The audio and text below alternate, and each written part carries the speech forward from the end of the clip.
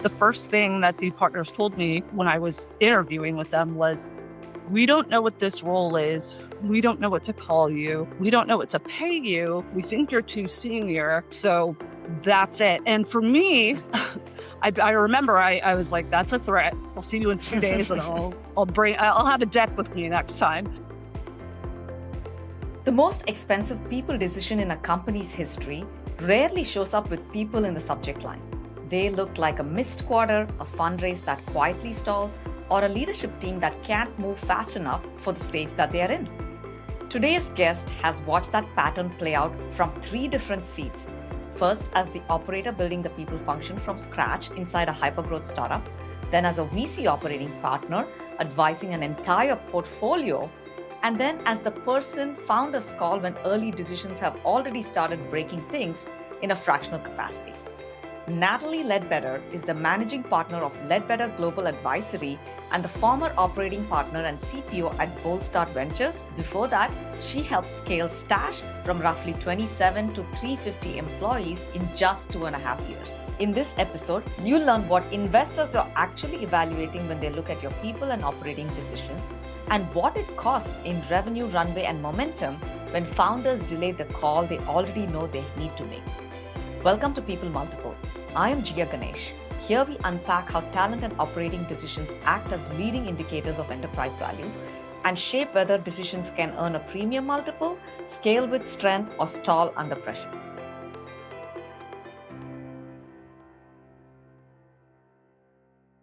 Natalie, welcome to the People Multiple show. Thank you for having me. Absolutely. I want to start off with something I learned about you. You grew up in Jakarta as a third culture kid. You went to school with classmates from more than 90 countries and every possible background. Most people leaders talk about diversity as a program, but you've lived it as a child. How did that experience shape the lens you bring to companies today? First, I'm so glad you asked me that question because I actually think of that experience as the most crucial moment and the thing that brought me into People Ops originally anyway. And I think the idea was, you know, all of us were third culture kids. So everybody who I went to school with, all of these people from all of these different backgrounds, different religions, different countries, different life experiences, and seeing what can come out of these absolutely incredibly diverse yet inclusive. That's kind of the piece that also I think is crucial, is everyone felt comfortable showing up as themselves. And so for me, the skill set that you really kind of gain when you're living in a country that is not your own, when you're going to school with people who are vastly different from yourself, you start to learn these skills of how to relate to just about anybody, regardless of where they're from. You'll start to look for, what are these commonalities between us? What are the things that are unique about us and special that we bring to the table? And then what are those things that actually, how can we relate to one another, even though we are from vastly different backgrounds? Which is why I think I even live in New York still. Once you see what comes out of these communities, you'll never want to go back to a place that's homogenous. I should have asked this earlier. How do you describe a third culture kid, just to make sure all of us are thinking about it the same way? Okay, yes. So third culture kids are typically people who grow up in a country that they are not from. In a lot of cases, we will go to a lot of different international environments. So I did actually live in London prior to Indonesia. And it's this sort of unique experience where all of your formative years are spent somewhere other than where you are actually from. Thank you for making sure all of us understand that in the same way. It's fascinating what you said, Natalie, and how that has helped shape where you live today, right? New York is the melting pot, as everybody knows, of different cultures, different people, different experiences. So it's interesting to see how those formative years and your experience growing in Jakarta has helped you decide where to live, and then also bring that lens to your workplace as well. Absolutely. I want to shift gears now, Natalie. Your bio says that you repair early people and operating decisions that start eroding execution long before the numbers show it. When was the first time you realized you were seeing damage in the organizations that no one else in the room was necessarily noticing or talking about? Wow. You know, I think part of what I have that maybe not everybody has from an experience perspective, and how I actually started to see those things is really because I did it multiple times. And so I completely lean on pattern recognition with everything, because what happens is, the first startup I went into was kind of the first experience, and I was starting to notice certain things breaking down, or design, like slowing people down, process slowing people down. Then I went into a MarTech company, started seeing kind of some of the same things. And so learning how to experiment and try new things with people, to see if we can remove friction, or, set people up to do the best work that they can. I did three startups in a row, into hypergrowth in a row.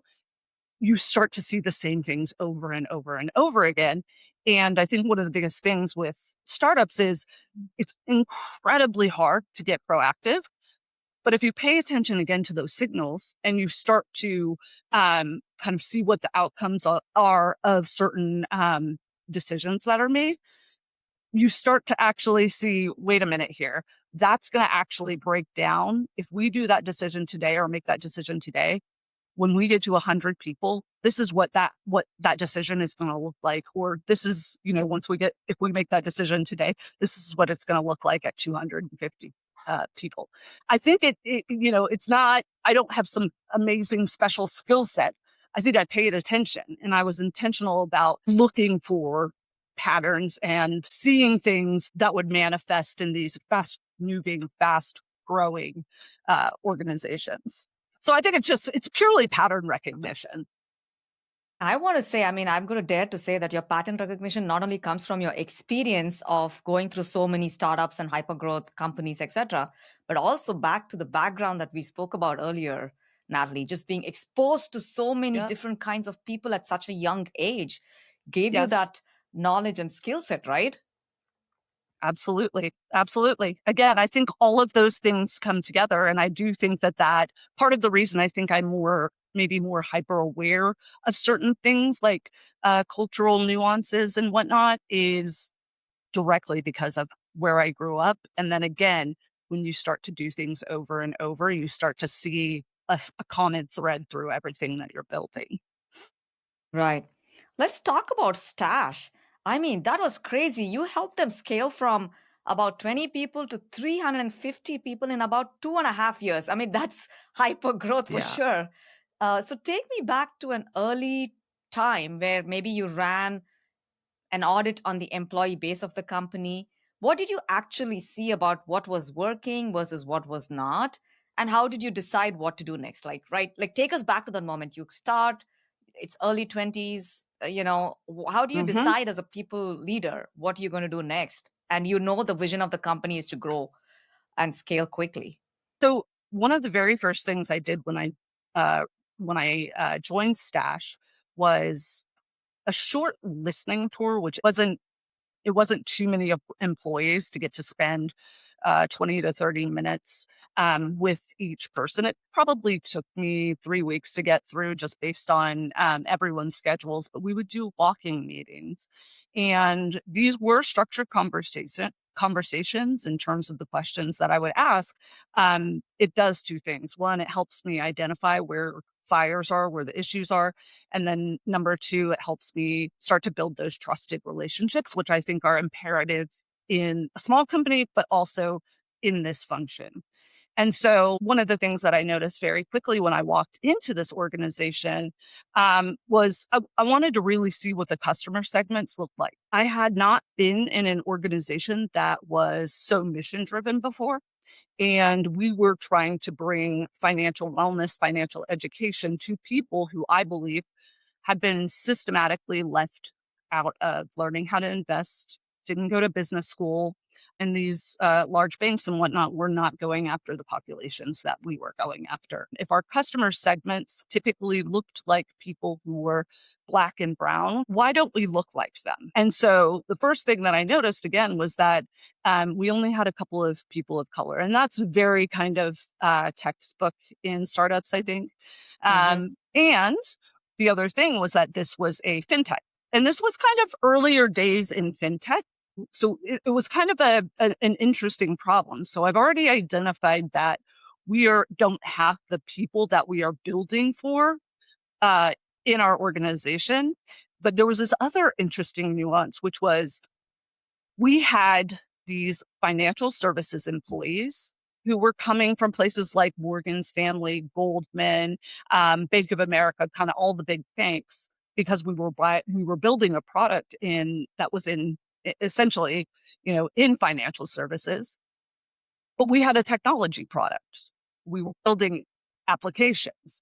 And so one of the first things I did was I sat down with the founders and I just said, look, you have these very disparate populations who honestly, they're starting to butt heads because, you know, people who were coming from these large banks had never even heard of a product manager before. So having to work with these people was very confusing because they didn't understand what was their responsibility versus, what was the kind of investment team's responsibilities. And there was a lot of stepping on toes.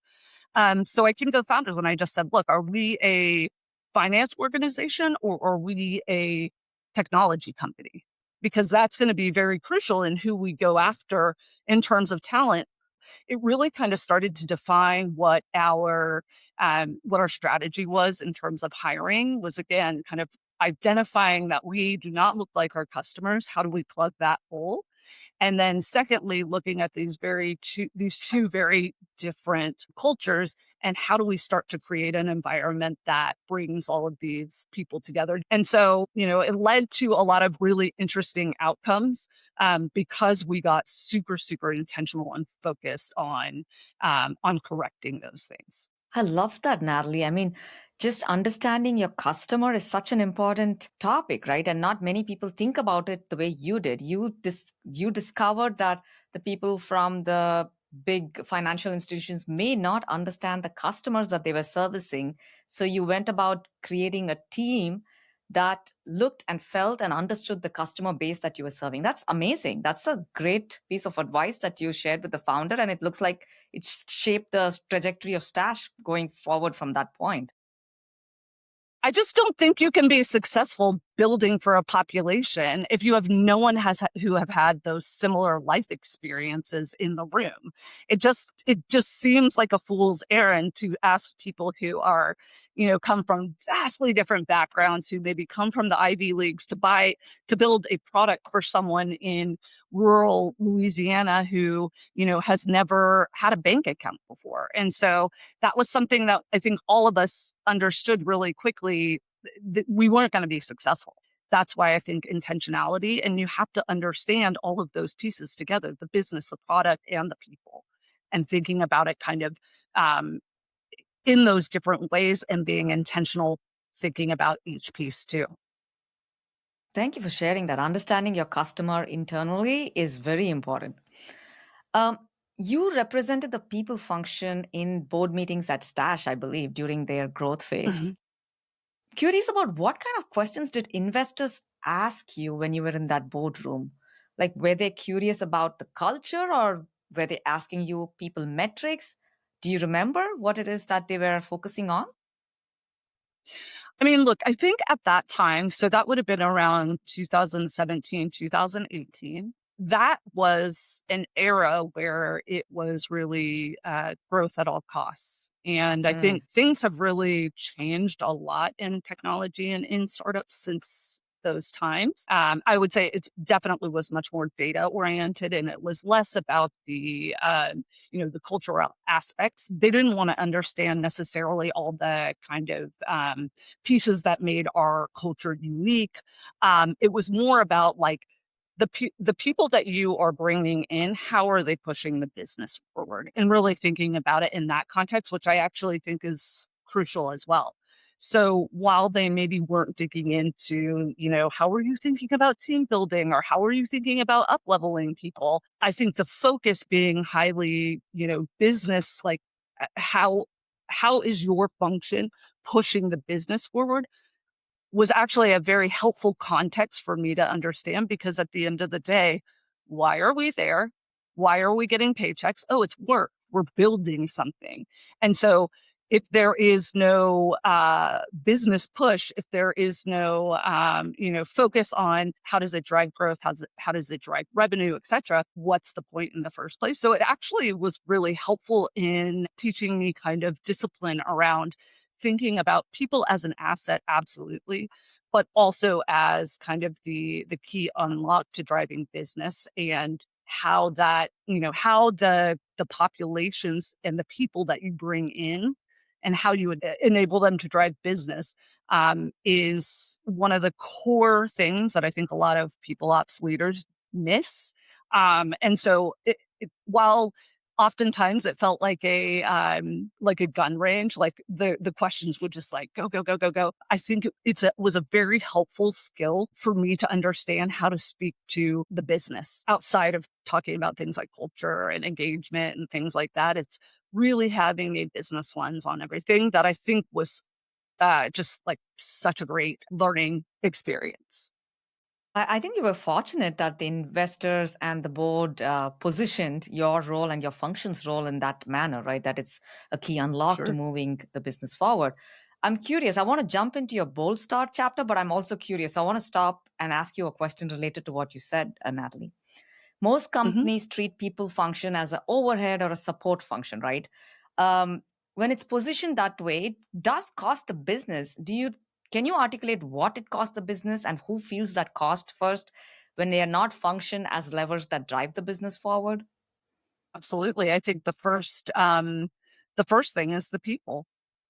At the end of the day, people can tell when you're under investing in them. And so for me, the fact that the founders brought me in so early was a signal for me that they actually did respect the function. And I think, first of all, that's really crucial for people leaders is to identify if the founders or the exec team actually believe in the function. Once they believe in it, because that's the hardest thing is having to validate why we're even in the room. People know when you think of them as a warm body in a seat. Once a founder or an exec team starts to see what excellence in people operations looks like and the environment that you're creating for people and seeing how that actually is impacting them, things like creating an environment where people can build relationships. If you just think about the fact that one of your good friends asks you to do something, you care about that person, you're probably not going to drop the ball. If we are creating an environment where people have those kinds of relationships, we are in an environment where everybody's kind of enabled to do their best work. And so I think the you can tell very quickly if a founder or an exec team thinks of people as a asset and as the unlock, or if they think of them as a number, really a number. Love that. Love that, Natalie. I want to jump into Boldstart. I'm so excited to ask you about Boldstart. Before we start about the questions I have in mind, can you tell us what an operating partner at Boldstart meant? What did you do? And then I have a series of questions to run through. Yeah, actually, Boldstart's a great story because there are a couple of different newer roles in venture capital, and they'll typically have a name like operating partner, platform manager, or a talent partner. At every VC, it looks vastly different. That role can be removed from the portfolio and basically just kind of consultative. It can be a much more embedded type of function. Certain VCs will have a recruiting team and put their recruiters in, talent partners into some of their portfolio companies. So there's no real blueprint for that role, but I always found that role to be really interesting. So I had been making all of these sort of mental notes for years, hoping that at some point I could get into this role that, again, no blueprint, no architecture for how you're supposed to operate. And nuance is just purely what is the culture of that VC. So when I came into Boldstart, I had gotten introduced to them by another chief people officer of one of the companies in their portfolio. And when I came in, the first thing that the partners told me when I was interviewing with them was, we don't know what this role is. We don't know what to call you. We don't know what to pay you. We think you're too senior. So that's it. And for me, I remember I was like, that's a threat. I'll see you in 2 days and I'll have a deck with me next time. And so I took in kind of like all of those learnings. I really had made it my mission in all of my startups to get to know the operating partners. And again, do our events working, happy hours work, like what kind of things can we actually build? And so when I came into Boldstart, they really were just kind of like, you're the expert. You've done this building people, building networks, creating environments where people are learning. You've done this before. So go do the thing. And so they really gave me a ton of freedom. And Mm. so for me, it became this idea of getting to know, almost treating it like I had treated my people leadership roles, where it was like spending some time with the founders, picking their brains, finding out things that would be helpful for them. When I joined as an operating partner, I essentially was the only person who came from working internally in a startup before. So I was a little bit on my own island. But again, the fact that I was more senior and the fact that they were very upfront about, we don't know what to do, my whole entire purpose became, if we are giving seed founders a check and we know that first to market typically wins, what are we actually doing to get them there as quickly as possible? It was all for me about velocity. And because I had no guardrails, I was free to experiment. They didn't care about failure as long as you turned it around, build, measure, learn all the Mm. time. And so they gave me so much autonomy and freedom to build what I thought would actually help push their businesses forward. So yeah, no blueprint, but that's kind of where I do my best work. Love it. I mean, the culture definitely sounds very, very something that we all want to It was aspire to, great. right? We want It people was to be great. able to do their best work, give them autonomy, and Exactly. that's what you were able to do. That's great. Absolutely. Very lucky. Very lucky, yeah. I want to talk about the transition. You moved from being an operator at Stash or Stash like companies, right? Individual portfolio companies. And then you moved into this operating partner seat at Boldstart. What became obvious from the portfolio level that you couldn't see maybe from inside a single company? So the first thing that comes to mind for me is kind of how I sat down and I really kind of took a step back.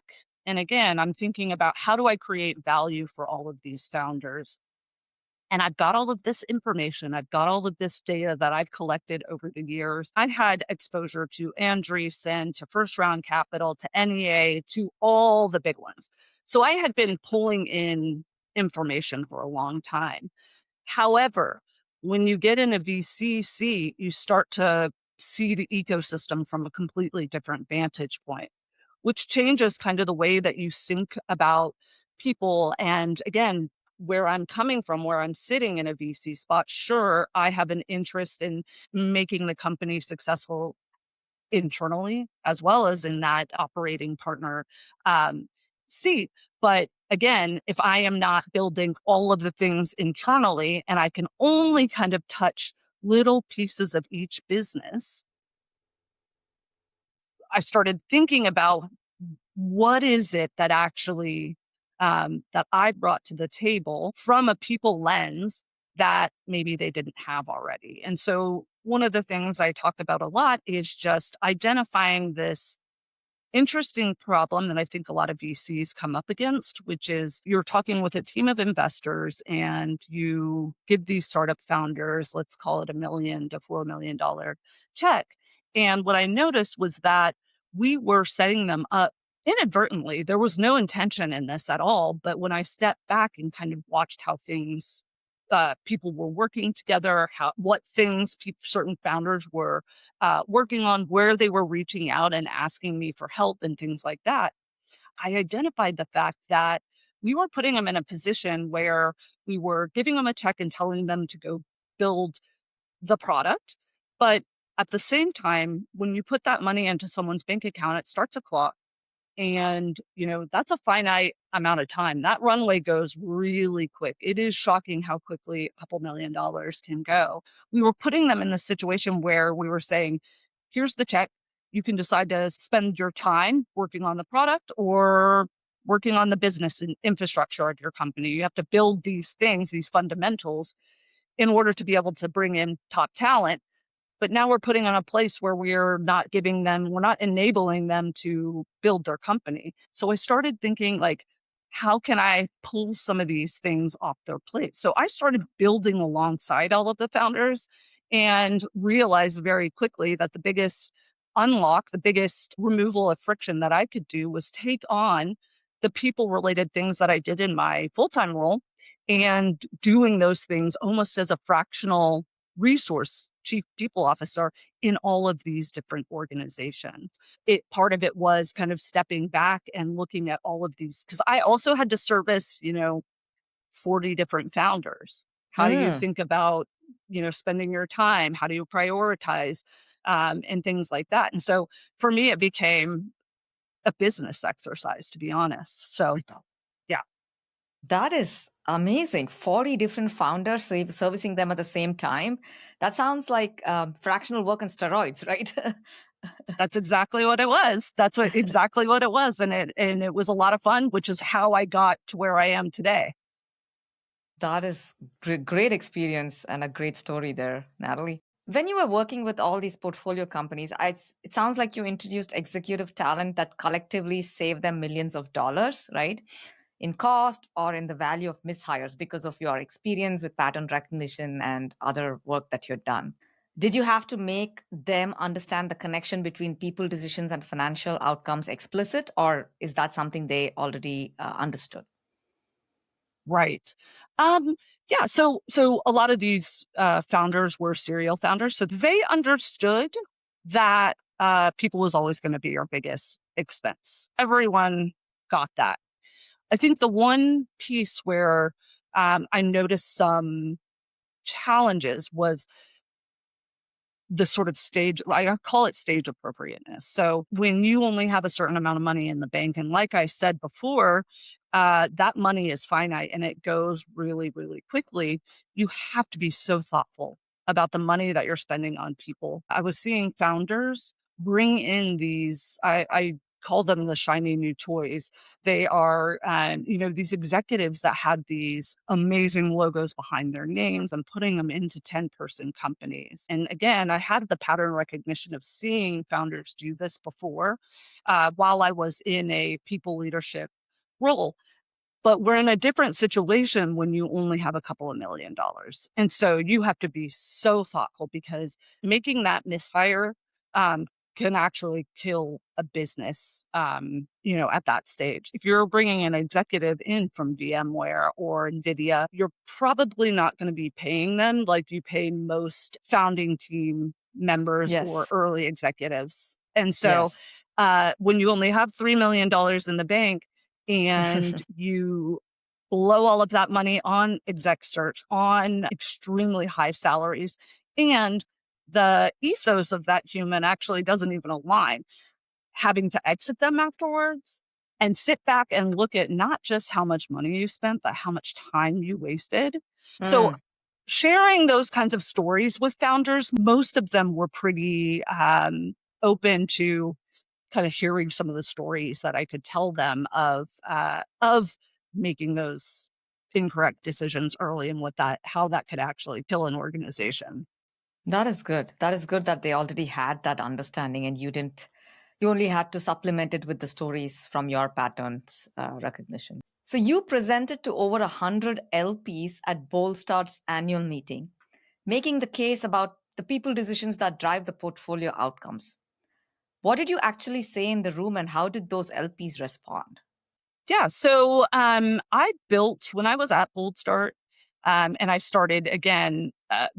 I started with observation, with osmosis, with listening to what was going on, with paying attention to the things that the founders were asking.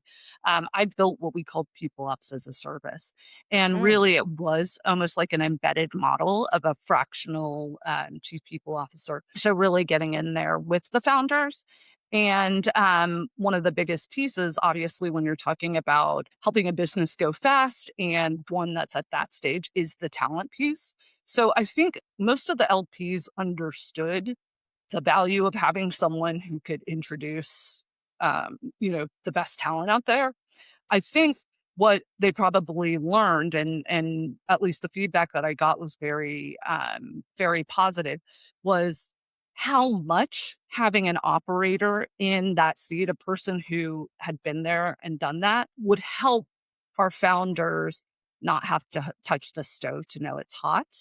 And mm, again, that's not every founder learns that way, but what they saw really quickly was how much I was taking off of their plate and what the impact was in terms of both time and money savings. And so I think it became very clear when I got up and I actually had to articulate some of the things that I had done within some of the portfolio companies, like building the one of compensation, mm, or we actually during COVID, an employee died in one of our portfolio companies, and so the founder, as you can imagine, was blown away. This was a early stage organization, not mm, huge teams, and the founder was just beside himself. And so, because I had been through that scenario before, I was able to kind of basically just say, look, I'm here with you. I'm going to hold your hand through this. mm, I've done this before, so I don't want you to worry. We're going to get this done. I'm going to help you with, everything from speaking to the family to writing the internal communications to the rest of the company, and things like that. And so I think for the LPs, everything kind of made sense because they have sort of an expert there who's willing to go through it with them and not just tell them what to do. And so mm, I think, they understood the value because they were like, again, our founders don't have to, make all the mistakes that everyone else does because they have an expert holding their hands and telling them, don't do this. Or if you mm. do this today, this is what the outcome's going to be. And so I got a lot of plaudits from the LPs because they saw me as an enabler for these founders in terms of speed and time saving. So again, I think once they kind of understood the sort of levers that I was pulling and what I was doing in order to remove friction for these founders, um, they were very excited about the function. I never really had any pushback on what I was building because you could see the value very quickly. Nice, nice. I believe Elliot Durbin has described your remit at Boldstart as helping founders get to their next fundraise as quickly as possible. I think you also mentioned that earlier. So, when you look through that lens, Natalie, of people decisions as fundraise accelerators, is there a Mm. specific kind of decision that you think moved the needle the most? Was it the stage appropriate hiring, or was there something else completely that Mhm. really helped you meet that remit of fundraise acceleration? Yeah, I think the stage appropriateness thing is huge. So making sure that you are bringing in the right talent for in the right roles at the right time and sequencing talent appropriately. Because at the end of the day, when investors are picking which companies they want to fund, they're looking at a myriad of things. Especially if you are investing in not just an idea. When you are writing a check, you're investing in a person at the end of the day because these teams are what, 3 people maybe? Sometimes it's just 1 person. So Mm, you're giving them money based on what they're building, but you're also giving them money based on, do I believe this person is the right person to build this thing? And what makes them the right person? So it comes down to really a lot of investing is who's the person at the helm. And so they really the lucky thing for me was that Boldstart understood that already. And so for me, just it was an added layer of them being able to look at a human and say, is this the right person for the job? Were you involved in that diligencing at all, Natalie, when they were evaluating the founders to see if they would invest in those founders? Were you involved in that? I wasn't always involved in the diligence piece. A lot of times, most of the companies that we invested in were deep tech companies, and so very, very, very technical founders. And so it was typically the investment team that was, purely investment team on the due diligence side. There was one instance where they called me in prior to investing, and that was a person who was in our portfolio who was a COO had decided that he wanted to start his own company. What he was building was a platform for equity. So almost like a Carta, Mm-mm. except that it basically was going to show you how to address equity globally. So there are definitely countries where people are not interested in equity at all because of Mm-hmm. sometimes tax treatment or myriad of other things. And so a place like Australia, you could it's very normal to have people say, I don't want the equity, I'll just take the cash because of that tax treatment. And so that becomes a little bit of a challenging scenario when you're a chief people officer of a global organization is if we're giving these people in the United States this equity, which is cost this much money, and that's what we're giving them as part of their total compensation, what are we doing to, make it equitable for countries that have different tax treatments or different laws and whatnot about how you operate in terms of equity. And so he was building a platform that would allow a chief people officer to get in there and kind of identify, how to actually move levers so that you had a very equitable compensation across lots of different countries. They had asked me to go and sit down with the founder, have the founder pitch me.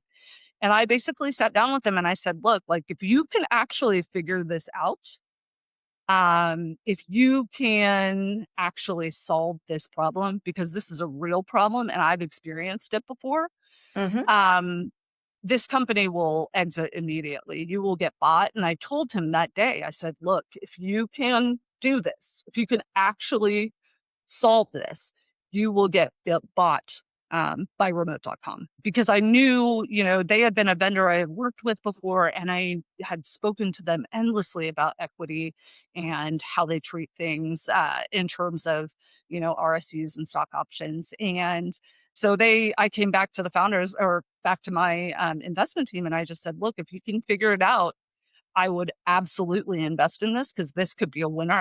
Mm. And so they did end up moving forward with the investment. And uh, it was hilarious. I was on LinkedIn one day and I saw the announcement that the company had just gotten bought by remote.com. So even the founder was like, I'll never forget the first meeting that we had where you said, if I can actually do this, we will be acquired by remote. So it was a interesting scenario. Wish I would have been an angel in that particular company, but good for them.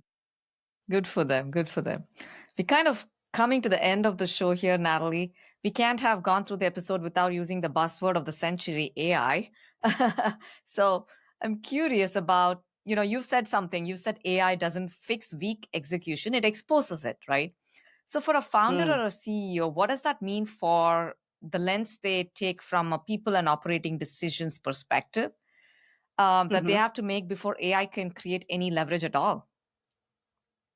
Yeah, I think so. So it's interesting if you look at the data right now. I mean, look, most companies are rolling out some sort of AI initiative and or saying, "Hey, employees, start using these tools." Mm-hmm. Um, The other side of it is something like 90% of all initiatives are failing miserably in terms of, helping companies be more productive, and automating things. Most companies are not doing it well yet. And I think that's just the nature of being early in this technology. But uh, kind of what I was saying to you in terms of like, again, being able to kind of identify issues that you're having is, you don't just throw an AI tool into an organization and say go. And really, if I'm being honest, I don't even think of it as a tool. I think of it as a toolbox. Sort of message that I would say is that you really need to start by having leaders map out how work is getting done today, and then start to identify ways that bringing in a technology will actually help you move things faster, or again, make decisions quicker, create more ease in communication and sharing intelligence. But it only really works if you kind of step back and say, what do we have today? And what is this? What's the impact going to be? And how do we map that out? And what does that actually look like in terms of our employees? So I think it's just, it's been such a buzzword. It's had so much hype over the last few years that people are just assuming that we just kind of, again, you just bring in Claude Cowork and everything's going to go fine. But at the end of the day, if you don't have an idea of how work's already getting done, in a lot of cases, it actually can ding your productivity. And I think Mm. that's what a lot of organizations are finding out. And that's why it's the most critical thing is to be so thoughtful and intentional about how you actually roll it out, what kind of pilots that you're going to be running, what experiments are you going to be running, how are you talking about that with the rest of your organization? Are you doing it in silos? Are you doing it, bringing in one particular type of technology? What is it gonna look like? But it's really about stepping back and seeing what's in place today, and then looking at, if you really map it, it's interesting how you'll start to say, "Oh, wait a minute. So we don't need an SDR for this piece because we've got, this one technology that's gonna sit here and that's actually gonna do the outbounding," or whatever it may be. So, okay, so that headcount goes away, and it's not only just about headcount too, it's the processes, it's the internal processes, because if you just throw it on top of everything, you're actually adding more instability to processes, as opposed to sitting down and again kind of thinking through all of the steps of how work is being done, how work's moving through the organization, and then finding those areas or paths where bringing in a type of AI technology is actually going to help you go faster or be more productive, get more in terms of outputs from your employees. So I do think one of the biggest things right now is just that leaders are probably not being as strategic in terms of the rollout. And that's why we're not seeing a lot of really good data on how this is making, how we're actually positively impacting productivity.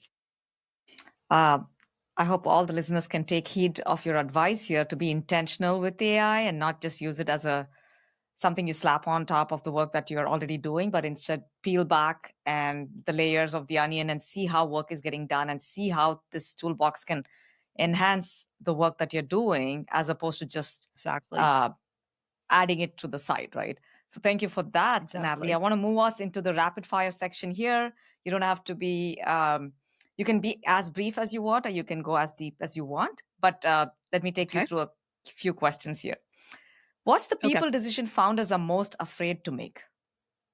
Hiring a people leader. We oftentimes get pigeonholed as a tactical function, as an administrative function, as a cost center. And Hmm. so, and all of that, like when you think about all of those things, it sounds slow. That's what founders I've noticed take on is this person is going to come in and, just by the nature of the function, it's the fun police. It's going to, now we have to have processes for everything. Everything has to be compliant. So I Mm. would say the biggest thing is um, a lot of them are concerned about when, some even if they should bring in a people leader. What's one metric every CEO should be tracking about their team or organizational health that almost none of them are necessarily tracking and paying attention to today? I think that one of the biggest ones probably, and this is a metric I'm seeing more and more founders use, which is just like revenue. per Mm. employee. And really, again, I think you need to think about every hire as it's cost allocation. That's really, or capital allocation is what it is. And so, getting really thoughtful about how this every single head is going to impact, your growth metrics. And so I would say, yeah, revenue per employee, I think, is a really interesting um, data point for figuring out exactly what you need and how each person is going to impact or at least push the business forward. So I would say that's one of the biggest metrics that I see a lot of founders ignoring. I love that you mentioned that. And I've noticed that especially the earlier the startup, that's the metric they choose to ignore, even sometimes knowingly, right? They're like, Exactly. we don't have to think Very about it much. because we are such an early stage startup. But truly, you That's should be right. tracking it all the way through. That's right. That's right. It should be defining your headcount planning, actually. It should be one of those kind of data pieces in there when you're actually thinking about who to hire and when to hire them. Exactly. And now with the AI boom, right? We all know that the expectation for the revenue per employee is going to go up quite a bit. And I'm going to be Absolutely. very curious to see what that trend looks like in the coming years. I agree. I totally agree. And the last question today, Natalie, is our signature question. So, in your experience, where have you seen people decisions most clearly move the multiple? From my personal experience, I would just look at the experience that I spoke about at Stash, which was just watching the growth of our like the expansion in terms of our customer, in terms of numbers of customers and users. What happened to those in terms of from a growth perspective once we started filling out the team with people who had had similar life experiences to the customers that we were going over. I would say, again, being really thoughtful about the culture that you're creating, but the culture also is, the people that you're bringing in to the organization, and how are they actually, enabling the business and pushing it forward. And again, it was this kind of identification of we are building products for people that none of us have had any of the same life experiences as them. And once you actually get that right, once you get that piece right, where you have people who, hey, I've been in those shoes before. I am from a family with a single mother, who, I grew up on food stamps or whatever it may be, but just experiences that were a lot more aligned with, again, our customer base. And so we saw an uptick in the number of in the customer acquisition piece, when we kind of got that our operating teams correct. Natalie, this has been amazing. Thank you for such an enriching episode. And thank you for joining us. I appreciate it so much, Dia. Thank you for having me. Thanks for listening to People Multiple. If you found today's conversation valuable, don't forget to give us a 5-star review and share it with a colleague or fellow investor. And don't forget to follow the show on Apple, Spotify, or wherever you get your podcasts. Follow us on social media using the information on the screen and in the show notes below. This has been a production of the AGN Group. I am Gia Ganesh, and I'll see you next week as we continue to explore how talent shapes multiples.